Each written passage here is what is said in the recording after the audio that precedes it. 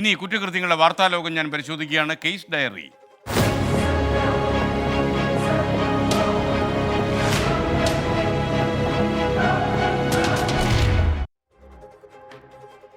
നമുക്കിടയിലൂടെ ഇരച്ചുപായുന്ന ട്രെയിനുകളിൽ കുറ്റകൃത്യങ്ങൾ തുടർക്കഥയാകുന്നു എന്നത് നമ്മളെ ആശങ്കപ്പെടുന്നു, അത്ഭുതപ്പെടുത്തുന്നു.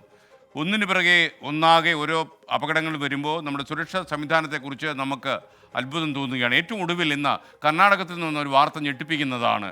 ടിക്കറ്റില്ലാതെ യാത്ര ചെയ്ത ഒരാളെ ചോദ്യം ചെയ്തതിന് റെയിൽവേ ജീവനക്കാരനെ യാത്രക്കാരൻ കുത്തിക്കൊന്നു എന്ന വാർത്തയായിരുന്നു. ടിടിക്കും മറ്റൊരു യാത്രക്കാരനും ഇതിൽ അക്രമത്തിൽ പരിക്കേറ്റു എന്ന വാർത്തയുമുണ്ട്. കുപ്പിയിൽ നിറച്ച പെട്രോളോ തോക്കോ കത്തിയോ വടിവാളോ എന്തുമെടുത്ത് ഏതു കൊടും കുറ്റവാളിക്കും ഈ രാജ്യത്തു ട്രെയിനുകളിൽ കയറാം. മനസ്സിലുറപ്പിച്ച കുറ്റകൃത്യം നടപ്പിലാക്കാം, ഇറങ്ങിയോടി രക്ഷപ്പെടാം. അങ്ങനെ നൂറുകണക്കിന് കേസുകളാണ് ഓരോ ദിവസവും രാജ്യത്ത് റിപ്പോർട്ട് ചെയ്യുന്നത്. അതിലേറ്റവും ഒടുവിലത്തേതാണ് കർണാടകയിലേത്.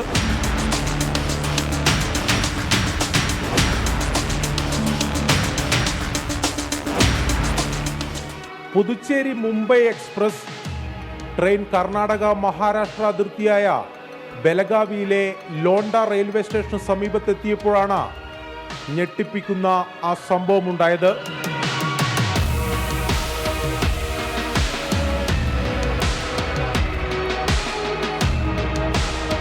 ട്രെയിനിലെ എസ്8 കോച്ചിൽ യാത്രക്കാരോട് മോശമായി പെരുമാറിയ മാസ്ക് ധരിച്ച യുവാവിനെ ടി എത്തി ചോദ്യം ചെയ്തു. ആദ്യം ടിക്കറ്റ് കാണിക്കാൻ ആവശ്യപ്പെട്ടു. എന്നാൽ യാതൊരു പ്രകോപനവുമില്ലാതെ ഈ യുവാവ് ടിയെ കയ്യേറ്റം ചെയ്തു. ഇത് കണ്ടാണ് മറ്റൊരു യാത്രക്കാരനും ട്രെയിനിലെ ശുചീകരണ തൊഴിലാളിയും അവിടെ എത്തി പിടിച്ചു മാറ്റാൻ ശ്രമിച്ചത്.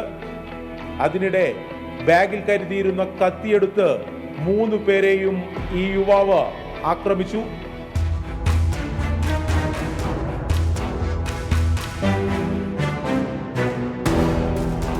നെഞ്ചിൽ ആഴത്തിൽ കുത്തേറ്റ റെയിൽവേ ജീവനക്കാരൻ നിമിഷങ്ങൾക്കകം തന്നെ മരിച്ചു. മറ്റു 2 പേർ നിസ്സാര പരിക്കുകളോടെ രക്ഷപ്പെട്ടു. നിർത്തിയിട്ട ട്രെയിനിൽ നിന്ന് അക്രമി ഇറങ്ങിയോടി. പിന്നാലെ ഓടിയ റെയിൽവേ പോലീസിന് ഈ നിമിഷം വരെ യാതൊരു തുമ്പും ലഭിച്ചിട്ടില്ല.